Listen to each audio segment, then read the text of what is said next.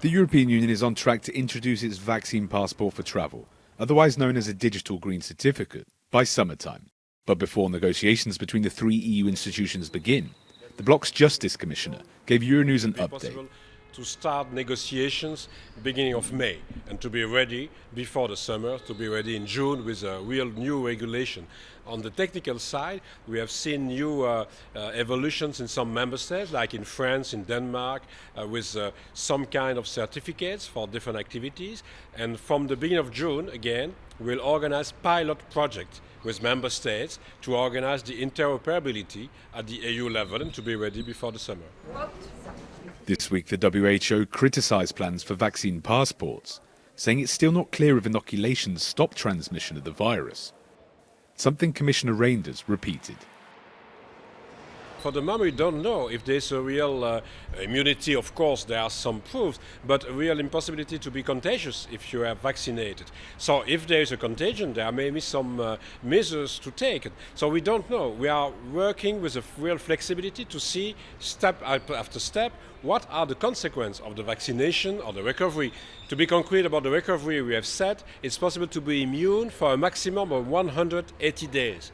It will be maybe less. That depends from the health development. At this stage, it looks like the bloc's so-called digital green certificate will be available to people who are both partially vaccinated as well as fully vaccinated.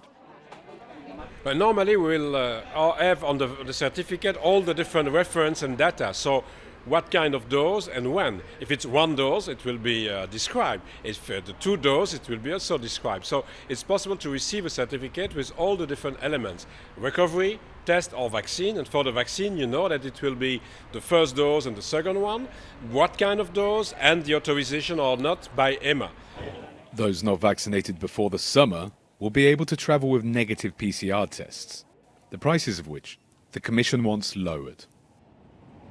And for the next weeks, we'll continue, of course, to go further with the vaccination, and we'll give the possibility for the others, without a real vaccination, to continue to travel with test and PCR test, but also with quarantine if it's needed. It's the reason why we insist on the member state to be ready to have a low price for the test, because if you need to organize tests, it must be possible to do that in a very fast way, maybe with some possibilities to intervene in the cost of the test.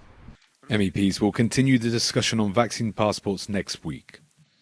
Christopher Pitchers, Euronews, Brussels.